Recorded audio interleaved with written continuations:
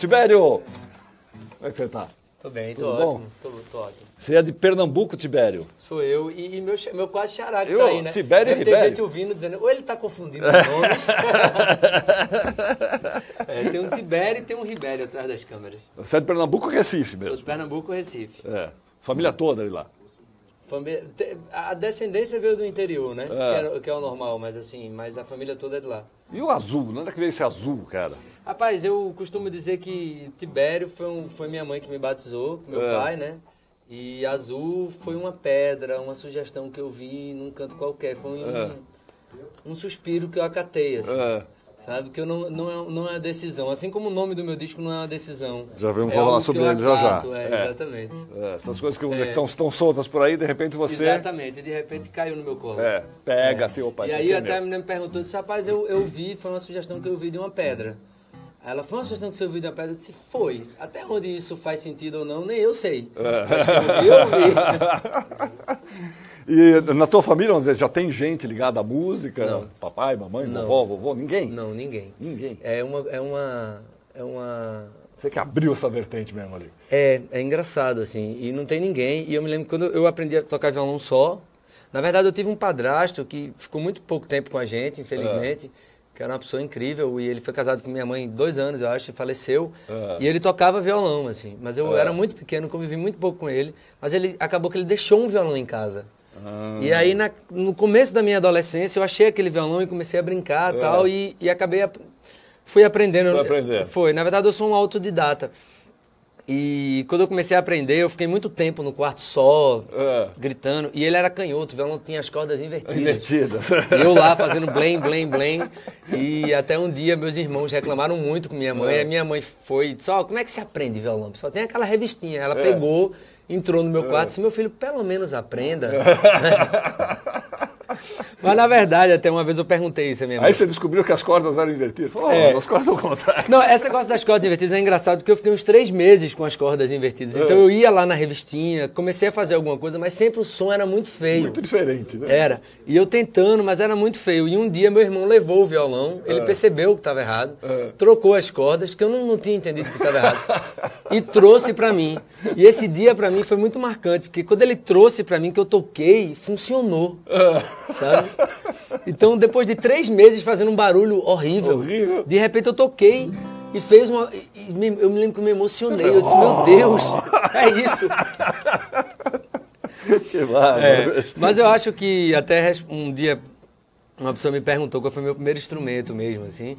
E eu pensei assim, disse, rapaz, meu primeiro instrumento mesmo foi a caneta. Porque, na verdade, eu caio na arte, assim, eu surjo na arte pelas palavras, mais do que pela música. Mais do que pela música. Sempre foi minha vertente. E eu fui perguntar isso. Isso dos tempos de escola, já assim. Aí, isso eu fui perguntar à minha mãe, assim, porque desde que eu me lembro eu escrevo, desde sempre. E eu fui perguntar à minha mãe disse assim, meu filho, deixa eu lhe contar uma história para lhe explicar, como eu não posso lhe explicar, assim. Que ela disse que eu tinha acabado de aprender a escrever, devia ter uns 7 anos, estava na alfabetização, que antigamente se aprendia na alfabetização, não sei se hoje em dia é mais assim, né? E ela disse que uma vez chegou em casa e eu estava na varanda aberta, estava chovendo muito, aquela chuva de vento que fica entrando.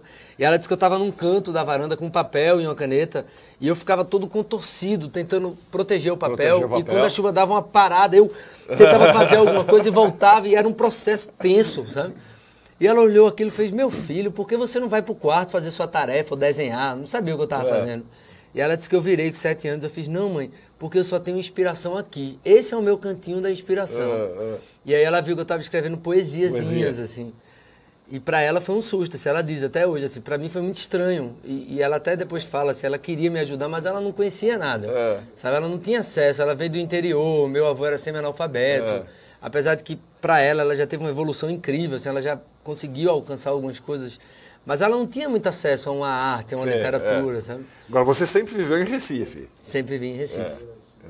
Tem uma parte da família que veio do interior e tal, mas você sempre em Recife. Sempre vivi em Recife. E essa coisa da poesia, vamos dizer, isso evoluiu?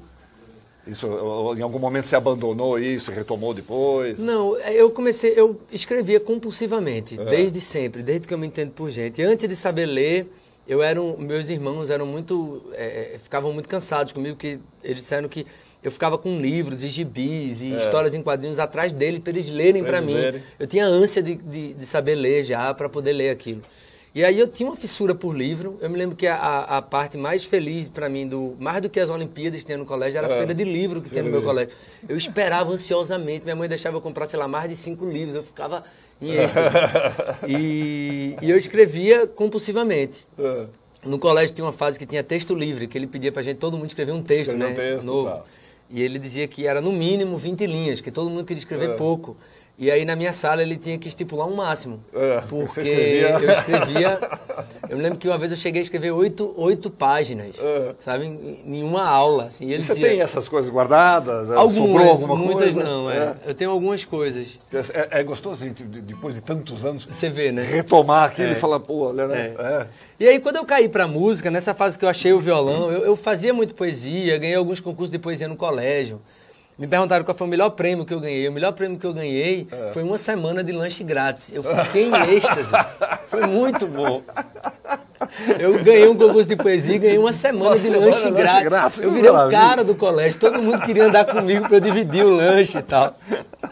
E aí, quando eu descobri o violão, meio que as minhas letras foram migrando para a música. Sim, assim. E aí você achou a forma de unir as coisas. Né? E hoje, assim, eu componho muito e tal. Eu me acho um músico muito mediano, sendo bem sincero, e me acho muito um letrista mesmo, sabe? Algumas pessoas me chamam de poeta, brincando assim, mas não o poeta da poesia só, porque eu acho até que eu venho largando isso um pouco. Mas o poeta do zelo com a palavra, sabe? Do carinho com a palavra. Então, hoje em dia, meu tesão maior é isso. Eu tenho vários parceiros, eles me mandam músicas todas prontas, assim, né? É uma coisa tão antiquada isso, né? Arcaica isso. E eu vou costurando palavras em cima disso, assim. E eu tenho um tesão por fazer isso, eu tenho uma paciência que ultrapassa... a palavra certa, que eu consigo ficar, assim... Teve uma música que eu levei 3 meses para fazer, para Vitor Araújo, que é um dos meus maiores parceiros hoje. Grande pianista. Ele fica me mandando música. Assim, teve um dia que ele fez uma música que ele disse assim, é um desafio. Quero ver até onde você vai. Que ele fez uma música que ele considerava que era impossível botar letra. E me deu, assim. Aí virou um desafio, eu peguei, como se diz lá, peguei A, né? E eu fiquei 3 meses fazendo essa letra. Eu me lembro que era um tempo que eu estava meio livre. E eu escrevia todos os dias. Eu ficava, sei lá, 2 a 3 horas na frente do computador, andando pela casa. E eu vi, depois eu fiz uma média, eu escrevia entre 2 e 5 palavras por dia, sabe? Mas eu não passava disso, porque eu ficava melindrado, assim. É um quebra-cabeça. Um quebra-cabeça, Se você encaixar aquela coisa certa, que tem a sonoridade, tem o tamanho, tem a rima, tem não sei o quê, tem a ideia, né, que você não pode fugir, quer dizer, é um jogo mesmo, né? E você descobrir, na verdade, assim, quando eu recebo uma música, eu geralmente digo que o maior tempo mesmo eu levo para descobrir o que aquela música já me diz, sabe? Eu faço uma sequência de processos, assim. Primeiro eu descubro qual é o sentimento que está imperando na canção. Depois eu descubro qual é a história que está por trás do sentimento, né? Que são coisas diferentes. Sim. Primeiro você descobre que é uma saudade. Pô, isso é uma saudade. Depois é saudade de quem? Para quem? Quem é essa pessoa que está cantando, né? Que personagem é esse? Ele vem de onde? Você vai construindo pelas beiradas, né? Você vai pegando pelo cenário até chegar no... E é engraçado que eu fiz uma parceria com o pessoal da banda mais bonita da cidade. E como eu venho das palavras, e como eu tenho uma coisa da prosa, eu escrevo muito ainda, tenho alguns livros intocados que eu não quero lançar, porque eu sou muito meticuloso, eu vou precisar de muito tempo para isso. Mas eu tenho muito esse requinte, eu gosto do personagem, de gerar um personagem, sabe? De gerar uma história. Eu acho até que quando a minha música é biográfica, ela não sou eu, ela é uma parte de mim, então ela é um personagem. Né? O Roberto Freire, um psicanalista aqui, sempre dizia que eu é um outro. Né? Eu é um outro. Quer dizer, você, né, quando você fala de você está falando de, né, de uma outra pessoa que você enxerga. Porque é um recorte, né? É um recorte, você é infinito. Exatamente. Vamos mostrar uma canção, Tibério? Vamos. Do teu CD Bandarra, daqui a pouco a gente vai mostrar ele aqui. Qual que você escolheu? Vamos, eu vou tocar que está no clipe, que é Veja Só. Veja Só. Isso. Legal. Tibério Azul aqui com a gente. Vamos lá.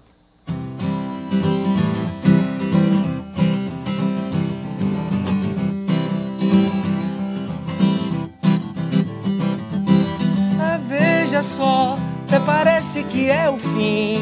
Meu violão eu vendi, porque o sensível me dói. Eu comprei uma bike, uma calói colorida. Fiquei sem grana, porém pedalo o mundo. Sinto a rua, leio a banca de revista. Tem entrevista. E veja só, eu que pensei que fosse o fim, tudo que tinha eu revi, mas minha alma ficou uma galinha a comer, é um filme pra assistir. Alguém me avisa, manhinha, tô bem.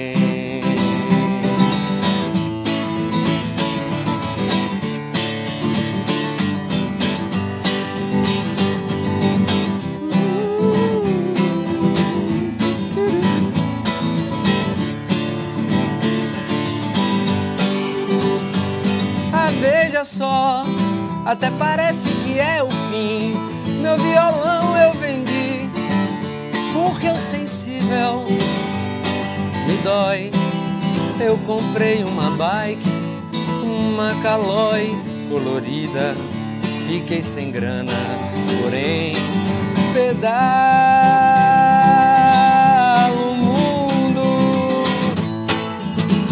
Sinto a